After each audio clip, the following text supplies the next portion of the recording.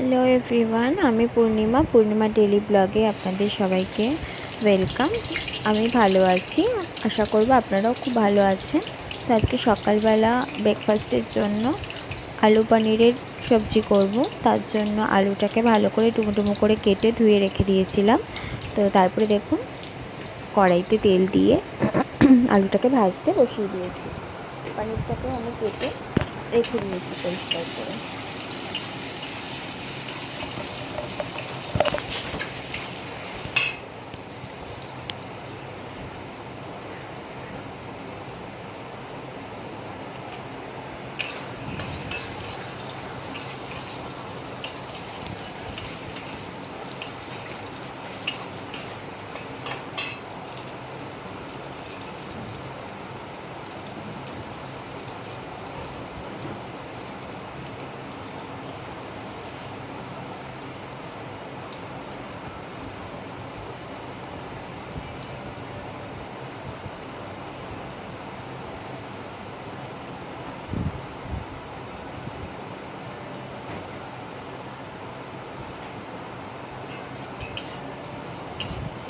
তো আলুটা আমার ভাজা হয়ে গিয়েছে। এবার আমি আলুটা তুলে পনিরটাকে ছেড়ে দেবো তেলে। পনিরটা একটুখানি, খুব বেশি ভাজবো না, পনিরটা একটু লালচে লালচে ভাব চলে আসবে, তারপরেই পনিরটা নামিয়ে দেবো আমি। দেখুন লালচে লালচে এক পিঠ হয়ে গেছে। তো আমি এবার পনিরটাকে নামিয়ে কড়াইয়ের মধ্যে ওই তেলেতেই আমি গোটা জিরে ফোড়ন দেবো। ফোড়ন দিয়ে আমি পেঁয়াজ কুচি দিয়ে দেবো আর টমেটো কুচি দিয়ে দেবো।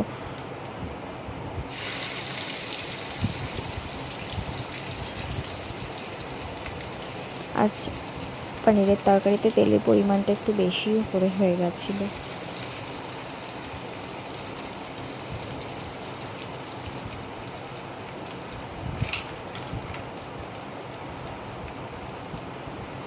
আজ সকালে অনেক ব্যস্ততা ছিল। আদা রসুনের পেস্ট দেখুন আমি দিয়ে দিয়েছি।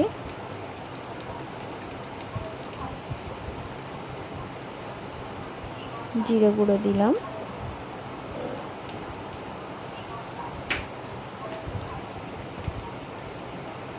হলুদ গুঁড়ো দিলাম,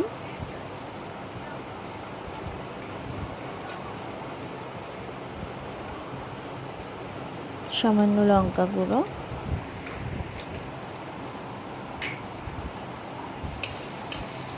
ভালো করে এটাকে কষাবো।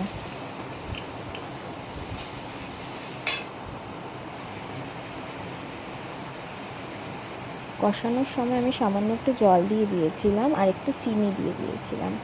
দেওয়ার ফলে তারপরে তেলটা যেহেতু একটু বেশি হয়েছিল, তো তেলটা দেখুন একটু কষাতে কষাতেই তেলটা উঠে এসেছিলো, তার জন্য আমি ওখানে জল দিয়ে দিয়েছিলাম। জলটা একটু ফুটতে ফুটতে আমি পনির আর আলুগুলো দিয়ে দিয়েছি। আমি তারপর আর জল ব্যবহার করিনি বেশি, কারণ এই জলের মধ্যেই পনিরটাকে আর আলুটাকে একটু সেদ্ধ হওয়ার জন্য সিমে করে ঢেকে দিয়েছিলাম।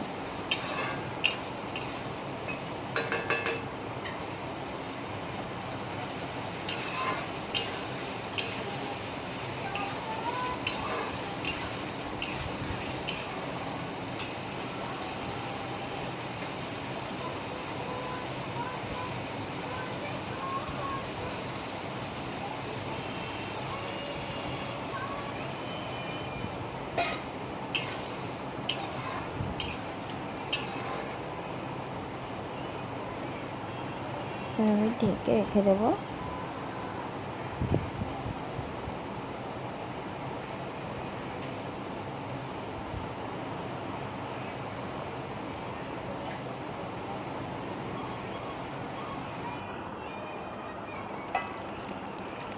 হয়ে গিয়েছে। আমি আলুটাও সেদ্ধ হয়ে গিয়েছিল, আর নুন চিনি আমি চেখে দেখে নিয়েছিলাম। তো তারপরে গরম মশলা দিয়ে আমি নামিয়ে দিয়েছি পনিরের তরকারিটা। এবার আমি রুটি করবো বলে আটা মেখে নিচ্ছি। আটা মাখা আমার ডান। তারপরে আমি গোলাগুলো করে নিয়ে এবার আমি একটা একটা করে আমি রুটি বেলে নেব।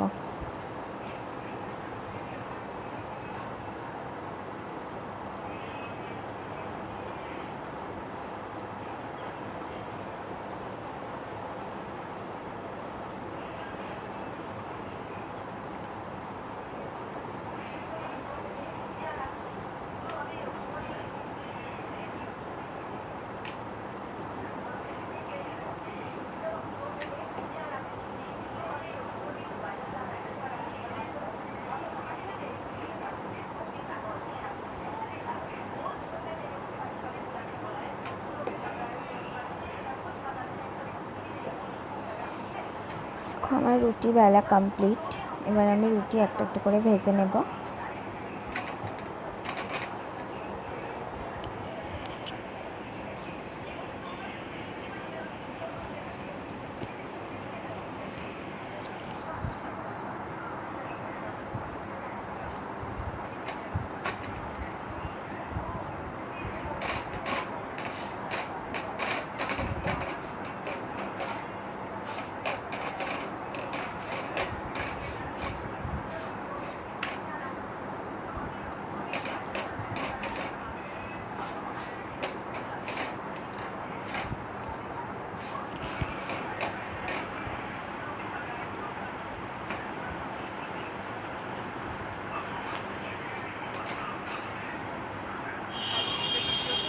রুটি ভাজা হয়ে গেছে। তারপরে আমার শরীরটা একটু খারাপ করেছিল বলে তারপরে ক্লিপগুলো আর আমি তুলতে পারিনি।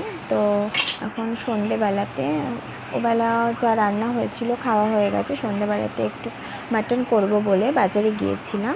তো বাজারে দেখো যাওয়ার সময় হালকা একটা ক্লিপ তুলেছি। তারপরে হলো মাটন নিয়ে এসেছি বাড়িতে। বৃষ্টিতে পুরো ভিজে গিয়েছিলাম, আজকে প্রচণ্ড পরিমাণে বৃষ্টি হয়েছে এখানে। তো তাড়াতাড়ি এসে বাড়িতে মাটন ধুয়ে নুন হলুদ আর টক দই দিয়ে মাটনটাকে মাখিয়ে রেখে দিয়েছিলাম ম্যারিনেট করে। তারপরে আলুগুলোকে কেটে পেঁয়াজটাকেও কেটে রেখে দিয়েছিলাম। এখন আমি আলুটাকে ভেজে নিচ্ছি। আর প্রেশার কুকারেই করবো বলে একবারে প্রেশার কুকারেই বসিয়ে দিয়েছিলাম। তো আলুগুলো ভেজে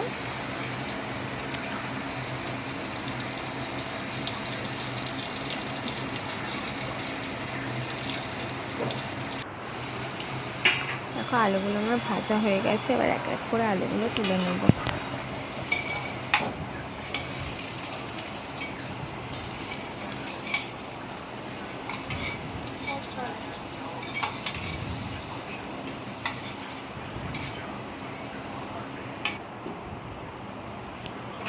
এবার আমি ওই তেলের মধ্যে আরেকটু তেল অ্যাড করব।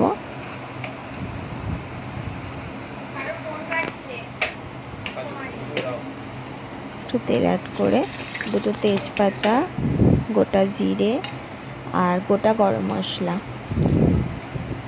আর একটা শুকনো লঙ্কা দিয়ে একটু তেলের মধ্যে নাড়িয়ে চাড়িয়ে পেঁয়াজ কুচোগুলো দিয়ে দেব।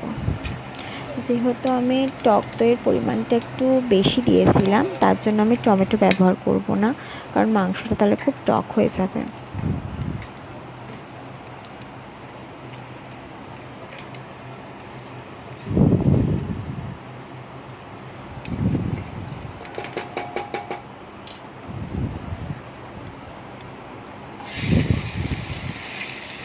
পেঁয়াজ কুচিগুলো দিয়ে দিলাম।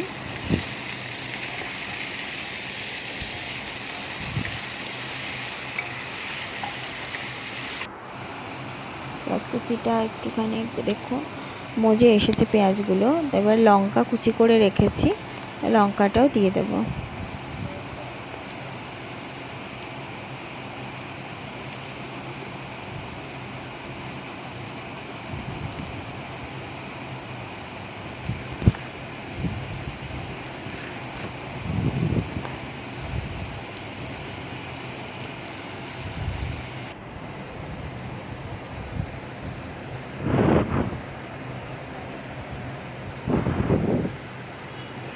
এখানে যত গুঁড়ো মশলা আছে সব একসাথে করে রেখে দিয়েছিলাম। লঙ্কা কুচিটা দিয়েছিলাম বাট স্কিপ হয়ে গেছে ওটা। তো যাই হোক গুঁড়ো মশলাগুলো সব একে একে দিয়ে দিয়েছি, আদা রসুনটাও দিয়ে দিয়েছি। তো আমি ভালো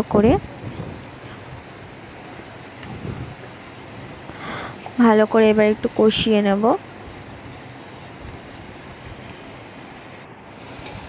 এবার আমি মাংসগুলো মশলার মধ্যে দিয়ে দেব।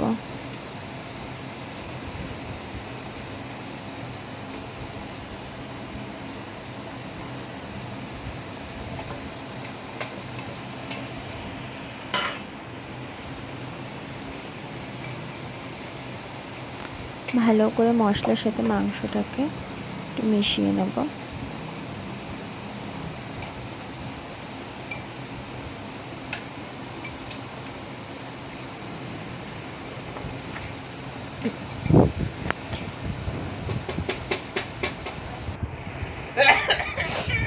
মাংসটা দেখো অনেকটা কষে এসেছে। এবার আমি ভেজে রাখা আলুগুলো মাংসের মধ্যে অ্যাড করে দেবো।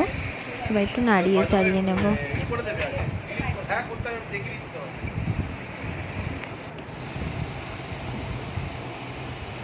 মাংসের সাথে আলু ভালো মতন কষে গেছে।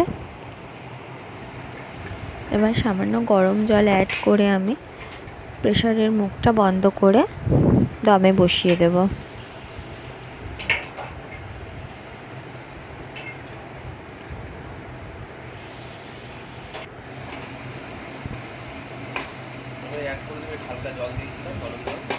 দেখো আমার কিছুটা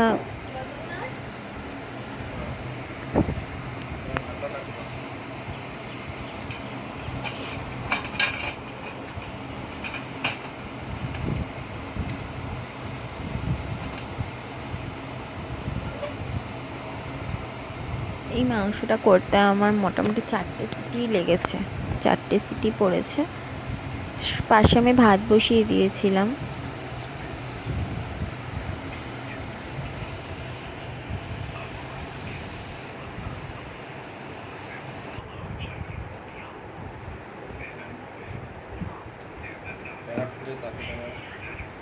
ঢাকনাটা খুলে মাংসটা দেখছিলাম, অলমোস্ট হয়ে এসছে মাংস।